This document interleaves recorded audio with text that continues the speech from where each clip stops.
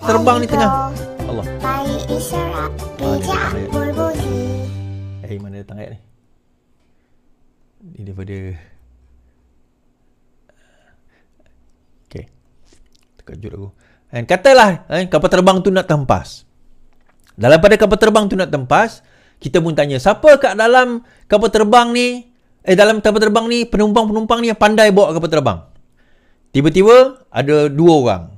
Seorang ulama. Dengan janggut besar, serban besar. Ulama ni.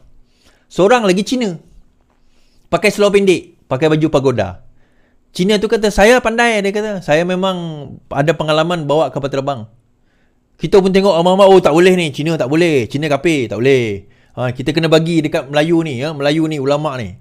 Tu yang pakai serban tu pun kata, saya ni memanglah ulama, tapi bidang saya lah. Saya kapal terbang mana saya reti. So dalam hal macam tu, kita nak bagi pada siapa, tuan-tuan? Ini analogi mudah saya nak bagi kat tuan-tuan ni. Kalau tu tak faham, aku tak tahulah.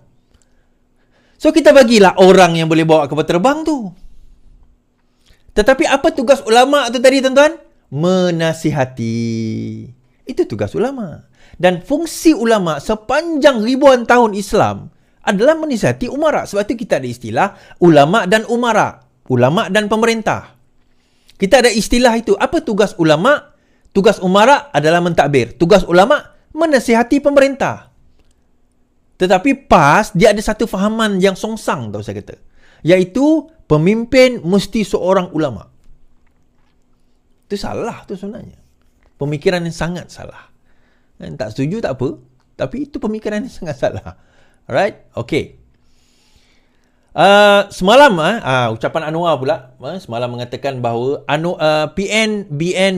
PHBN mampu menang bergaya di Kedah menurut Anwar Ibrahim. Baik. Gua Cempedak. Pakatan Harapan dan Barisan Nasional mampu menang pada pilihan raya negeri Kedah sekiranya kedua-dua parti itu dapat menerima calon yang dipilih pimpinan gabungan berkenaan. Pengerusi PH Datuk Seri Anwar Ibrahim berkata menjadi tugas kepimpinan kedua-dua gabungan bagi menerangkan perkara itu kepada setiap ahli supaya dapat menerima calon PH atau BN. Jelasnya penyokong PH dan BN tidak boleh termakan hasutan dan propaganda yang dibawa musuh hanya bertujuan memecah belahkan sokongan mereka ketiga ini. Satu undi dari ahli UMNO kepada musuh adalah pengkhianatan besar kepada bangsa, parti dan agama. Itu kena jadi fahaman dan keyakinan kita kerana Islam lebih baik dimertabatkan dalam negara berbilang kaum ini dengan pendekatan di bawah kita, iaitu PH dan juga BN. Kalau di bawah mereka, keadaan akan lebih menakutkan kerana negara pelbagai kaum dan agama tidak mampu melihat bibit perpecahan dalam kalangan rakyat. Sebab itu saya minta betul-betul dan beritahu Datuk Seri Zahid berulang kali tetapkan kalau calon PH calon kita, calon BN calon kita, katanya. Beliau kata demikian ketika dalam ucapan Jelajah Madani yang turut hadir bersama Zahid Hamidi. Saya yakin kalau PH dan BN di atas sampai ke bawah fikir masa depan bangsa dan negara, hindar sentimen lama, hindar propaganda, kita pilih satu dasar sederhana yang boleh angkat ekonomi dan semua rakyat, atau kita boleh pilih parti yang boleh rosak dan pecah belahkan masyarakat. Tanggungjawab kita terangkan pada UMNO kalau nak selamatkan parti dan negara, jangan dengar nasihat musuh. Ini adalah mantan Menteri UMNO dengan bisikan musuh, konon tak ada pilihan untuk selamat UMNO, kena bersama dengan PAS. Ini fatwa apa katanya? Pastikan kita bekerjasama sebagai pasukan. Memang ambil masa. Di atas nampak susah, di bawah masih resah. Tanggungjawab pimpinan kena ada ketegasan dan keberanian yakin dan sampaikan. Tuan-tuan, ini yang pesanan daripada Presiden Parti semalam. Datuk Seri Anwar Ibrahim sendiri mengatakan bahawa jangan ada sampai sabotaj. Itu satu. Kedua, kita kena faham bahawa gabungan ini adalah untuk kestabilan ekonomi. Macam tadi dia kata bahawa MOU ni bersih, kata kita perlu ada MOU. Kenapa perlu ada MOU is? Kerana ini untuk memastikan supaya kerajaan tidak bertukar. Isu dia, even kalau kita ada MOU pun, kalau kerajaan nak bertukar, dia akan bertukar. Kenapa bertukar itu berlaku, tuan-tuan? Ini yang kita kena fahamkan. Sekarang ini yang mereka mainkan adalah sentimen bangsa. Kita tidak memerintah. Macam baru ni ada kawan saya message pada saya. Ada orang forward ni, dia kata Melayu sekarang berpecah kepada banyak parti. Yang hantar ni orang PN. Kan jangan sokong Barisan Nasional, dia kata. Kerana Barisan Nasional sudah bersama dengan orang sebelah. Melayu sudah tidak kuat. Bersama kita lah Pakatan Harapan. Bersama dengan DAP, dia kata. Now, soalan kita mudah je. Yang keluar daripada Barisan Nasional dulu siapa? Perikatan Nasional. Bersatu. Yang pecah belahkan UMNO siapa? Bersatu. Yang bunuh UMNO siapa? Perikatan Nasional. Bersatu. So dekat mana gabungan yang dia nak lakukan ini? Dan akhirnya gabungan itu tidak lain tidak bukan hanya untuk nak menguntungkan mereka untuk menjadi pemimpin dan pemerintah yang seterusnya. Pemerintah yang seterusnya itu mereka nak sebenarnya. Hujungnya tuan-tuan, saya nak bagi tahu ini bukan masalah bangsa. Daripada dulu lagi saya cakap, ini bukan masalah bangsa, ini bukan masalah agama. Ini masalah apa? Masalah dia orang nak jadi penguasa. Nak jadi pemerintah. Dia orang pernah jadi pemerintah sebelum ini. Mereka pernah jadi kerajaan sebelum ini pun. Saya dah cerita, mereka dah pernah jadi kerajaan sebelum ini. Dah pernah jadi kerajaan. Tapi apa yang mereka telah lakukan untuk orang Melayu? Saya tanya soalan tuan-tuan. Apa yang 33 bulan mereka memerintah itu lakukan untuk orang Melayu? Kita cerita RUU 355. Apa jadi pada RUU 355? So-called hudud. RUU 355 bukan hudud RUU 355 bukan hudud. Tapi tak apalah, itu dia punya argument. Dia nak kata itu hudud. Fine. Menteri Undang-Undang daripada PAS, Taqiyuddin. PAS ada 18 kerusi. Kalau tarik, jatuh kerajaan. Dia boleh desak. Kenapa RUU 355 tidak boleh dilaksanakan? Saya tanya soalan ini. Dalam debat di antara kawan saya itu, Fakrul dengan Ustaz daripada PAS tu, dia kata, adakah kerajaan sekarang ada komitmen untuk melaksanakan RUU 355? Jawapan saya mudah je. Janji RUU 355 ni bukan kerajaan kami, kerajaan kamu. Yang dok bising, dok tanya pasal harga minyak turun, saya tanya, RUU 355 bila nak laksana? RUU 355 bila nak laksana? Bila kamu nak amend? Bila kamu nak pindah RUU 355 tu? Sebelum dia orang jadi kerajaan, Hadi pernah bawa RUU 355 3 kali tuan-tuan, dibagi peluang oleh UMNO pada waktu itu untuk bawa dan dibahaskan. 3 kali dia minta tangguh. Bila tugas kerajaan, menteri agama adalah menteri dia. Dia orang ada 18 kerusi. Kalau tarik, jatuh kerajaan. Boleh ugut kerajaan untuk laksana RUU 355. Kenapa mereka tak nak laksanakan? Oh, kami perlu menjalankan kajian. Tuan-tuan, kanun akta, bukan akta lah, kira macam akta lah, kanun hudud Kelantan sudah ada sejak 1994 ke 97, 90-an dah ada dah. Nak kaji apa lagi? Tak, sebenarnya tuan-tuan, saya ada pendapat lain tentang bagaimana nak melaksanakan Islam ni. Saya ada pendapat lain. Bukan cara itu sebenarnya. Meluluskan RUU 355 takkan memertabatkan Islam. Dia ada kaedah lain. Saya berani jamin tuan-tuan, lulus pun RUU 355, dia orang berjaya pun jadi kerajaan, RUU 355 takkan boleh melaksanakan so-called undang-undang Islam yang dia orang nak laksanakan. Sebab apa? Argument saya mudah je. Sebenarnya, majoriti undang-undang kita, saya boleh katakan 95% undang-undang kita sudah mengikuti kaedah dan kehendak Islam. So 5% tu kita masih boleh perbaiki dan tambah lagi. Tapi majoriti undang-undang kita dah pun mengikuti undang-undang Islam. Ustaz yang sama juga berhujah. Dia kata perlembagaan kita adalah perlembagaan yang dibuat oleh orang kafir. Soalan saya, kalau kamu pegang kerajaan, katakanlah PAS pegang 2/3. Katalah PAS pegang 2/3. Apakah perkara yang nak diubah dalam perlembagaan itu supaya dekat dengan Islam? Apa dia?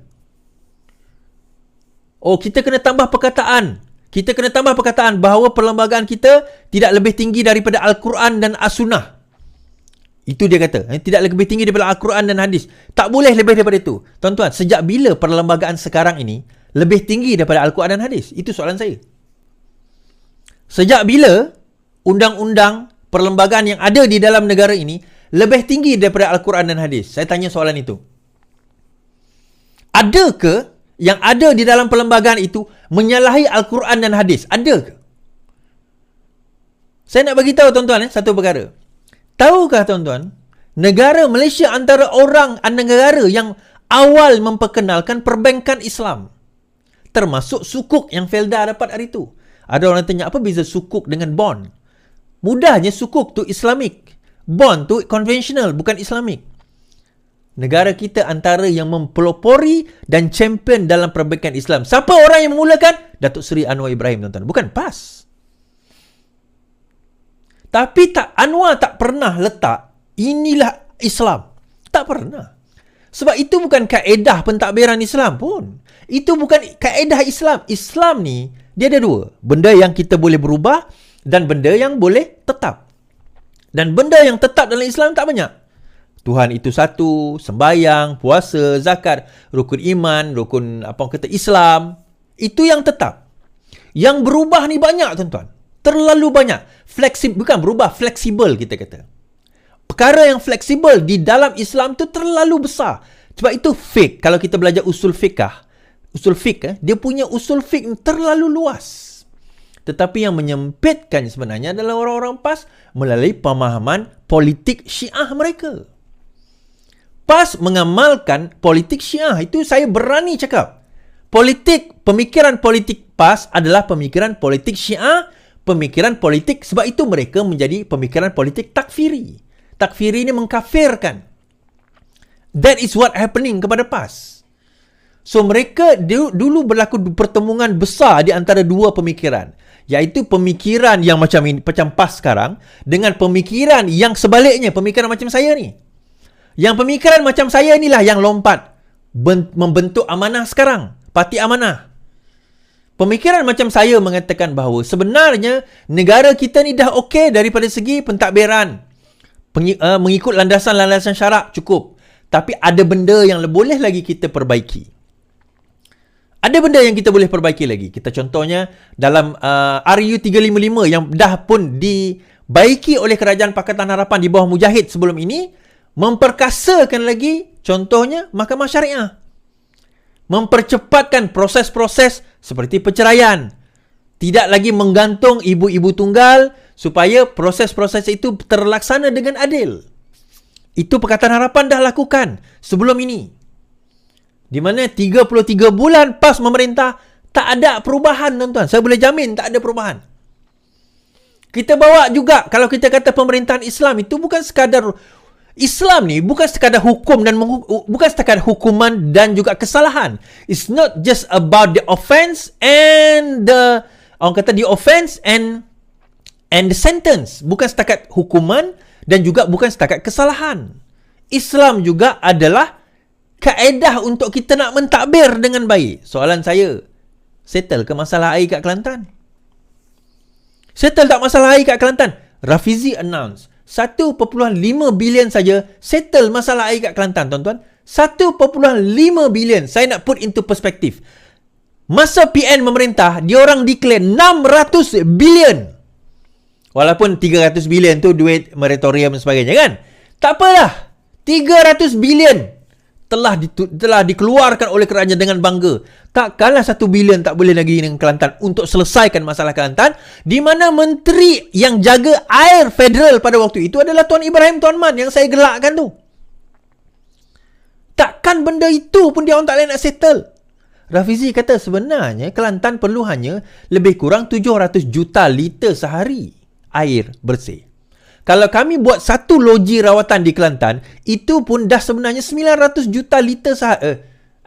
Dah bagi ekstra 400 juta liter sehari.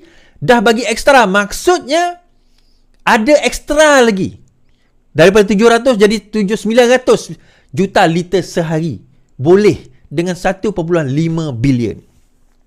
Cuma Rafizi kata, tak boleh nak bagi terus sekarang. Sebab apa?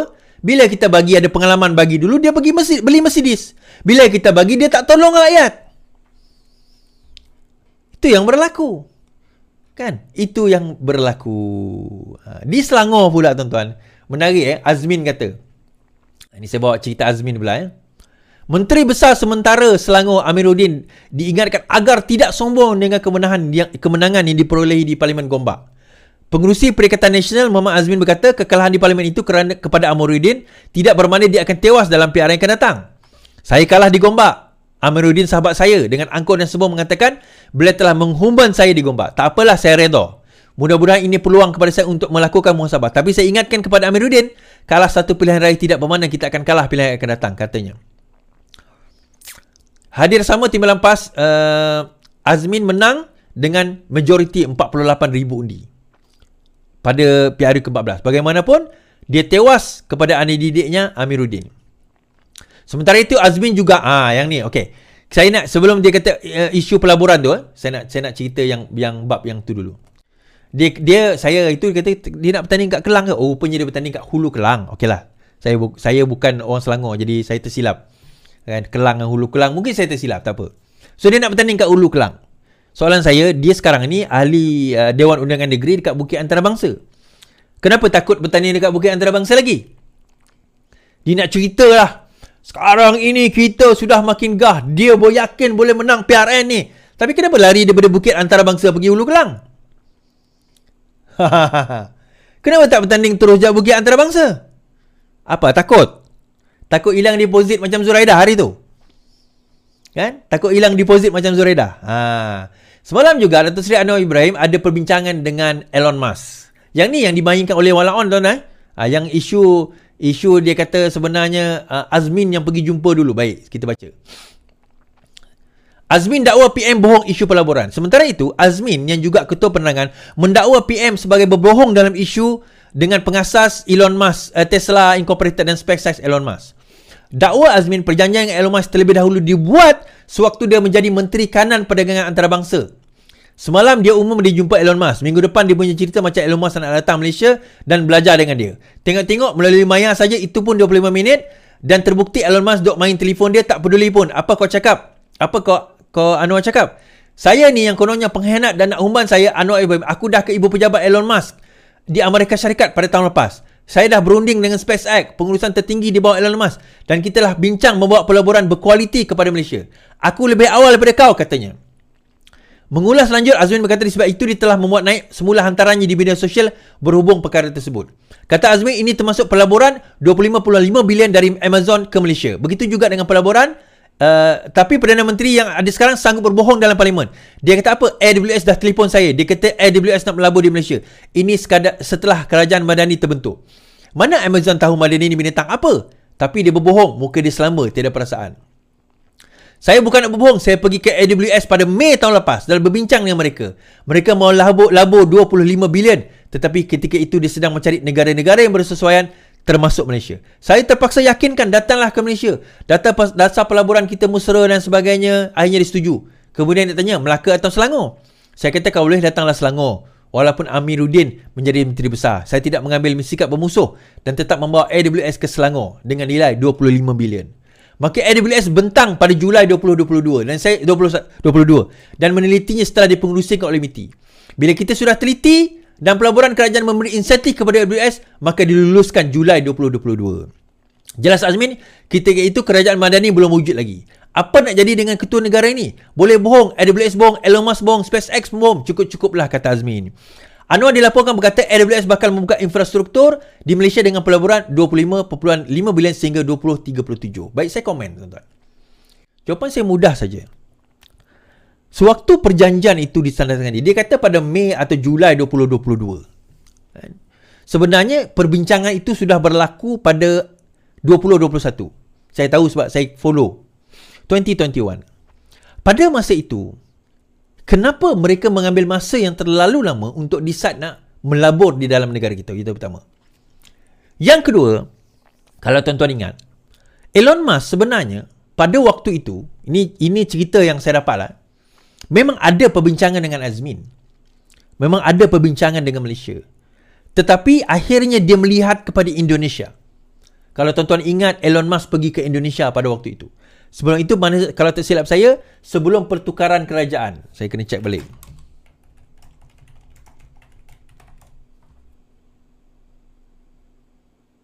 Yap.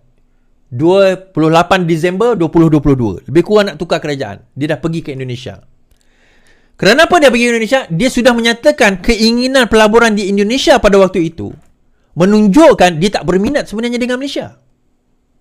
Kita tak menafikan perbincangan itu ada, rundingan itu ada. Mungkin ada beberapa dokumen yang kita pun tak pernah didedahkan mengenai dokumen itu.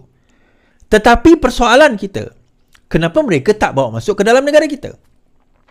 Akhirnya setelah Anwar membentuk kerajaan, setelah kukuh kerajaan dan Anwar mengambil sumpah, Elon Musk sendiri pindah daripada Indonesia, sanggup datang ke Malaysia, tuan-tuan.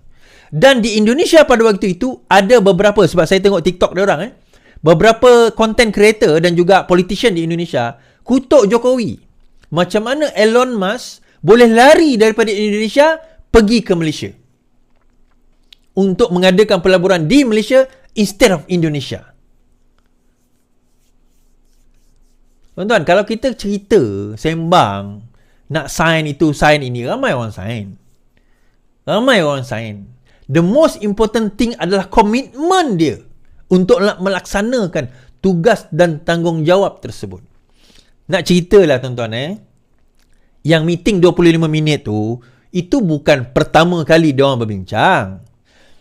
Itu bukan perbincangan baru tengah-tengah, oh hello, I'm Anwar Ibrahim, you Elon Musk.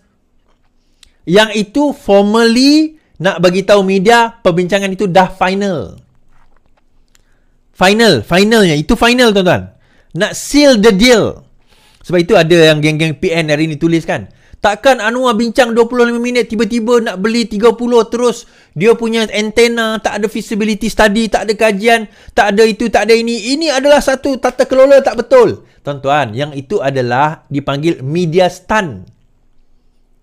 Perbincangan tu dah ada. Rundingan tu dah ada. Macam juga bila Anwar pergi ke, apa orang kata, ke universiti, tiba-tiba dia announce, tak apa dek, minggu depan kita akan keluarkan duit. Ingat tak masa dia announce dekat, apa orang kata, dengan owner kedai tu, kita akan turunkan, berapa kamu nak? 300, saya bagi 200. Sebenarnya benda tu dah diputuskan. Itu adalah media stunt, faham tak?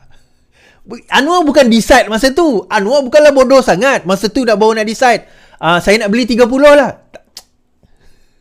Benda tu perbincangan dah ada, cuma media stunt. Apa tujuan dia, tuan-tuan? Bila dia buat macam tu, kalau katalah Anwar runding macam Azmin Ali buat lah, dia runding seorang-seorang, dia pergi Los Angeles, runding seorang-seorang, dia sign seorang-seorang, tak ada siapa tahu. Kan balik-balik, bawa pelaburan, tak ada siapa tahu. So akhirnya orang lain tak nampak lah benda tu. Dia setakat pelaburan lah. Ada ke Elon Musk melabur di Malaysia? Tapi bila dia buat stunt macam ni, bukan setakat local news pick up, international news pick up, tuan-tuan. World news pick up. Jadi bila world news pick up, Elon Musk nak invest di Malaysia, agak-agak pelabur lain nak kata apa? AWS nak invest di Malaysia, agak-agak pelabur lain nak kata apa? Kan? Tadi saya baru baca tentang Starlink. Yang ni yang saya sebut malam tadi tentang Starlink ni. Kenapa saya pelik, kenapa Fahmi Fazil ada dekat sebelah Anwar cakap tentang pelaburan Tesla ni? Rupa-rupanya Starlink, tuan-tuan. Starlink ni apa? Starlink ni adalah jaringan internet yang menggunakan satellite Starlink yang lebih dekat dengan orbit yang dah dilancarkan oleh Elon Musk. Dan ini sangat sesuai untuk kawasan-kawasan pedalaman.